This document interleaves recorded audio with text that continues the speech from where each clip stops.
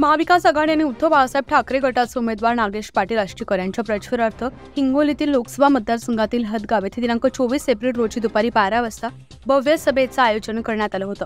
त्यावेळी पक्षप्रमुख उद्धव बाळासाहेब ठाकरे यांच्या सभेला मोठ्या प्रमाणात जनसमुदाय जमला होता। त्यावेळी पक्षप्रमुख यांनी बोलताना म्हणाले की आता लढायचं, गद्दारांना गाडायचं, महाराष्ट्र भिकेला लावायचा, उद्योगधंदे पळवायचे, शेतकऱ्यांना कर्जबाजारी करायचं, पण महाराष्ट्राची अस्मिता पण जिवंत राहता कामा नये, ते सुद्धा मोदींचा गजर झाला पाहिजे।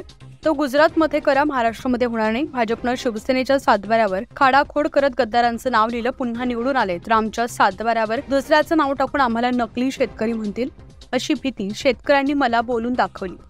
राज्यात महाविकास आघाडीचे 48 खासदार निवडून येतील असं मला वाटतं। लोकांमध्ये अशी भावना निर्माण झाली आहे, हे सरकार पुन्हा सत्तेत आलं तर संविधान बदलण्यात येईल।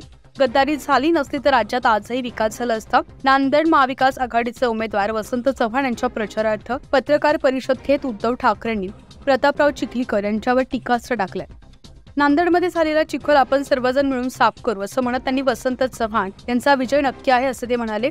देशात हुकुमशाही लाट निर्माण झाली आहे, शेतकऱ्यांकडे या सरकार विरोधात उत्तर आहे। राज्यात ते महाविकास आघाडी आणि इंडिया आघाडीला मतदान करणार आहे असं ते बोलत होते। त्यावेळी बबनराव थोरात, विरोधी पक्षनेते अंबादास दानवे, लोकसभेचे उमेदवार नागेश पाटील आष्टीकर, हिंगोली जिल्हा प्रमुख गोपू उर्फ अजय पाटील सावंत, माजी मंत्री जयप्रकाश मुंदडा, वासिम देशमुख यांच्यासह महाविकास आघाडीतील पदाधिकारी उपस्थित होते। न्यूज 15 मराठीसाठी प्रतिनिधी नारायण काळे, नांदेड हदगाव लोकसभा मतदारसंघ।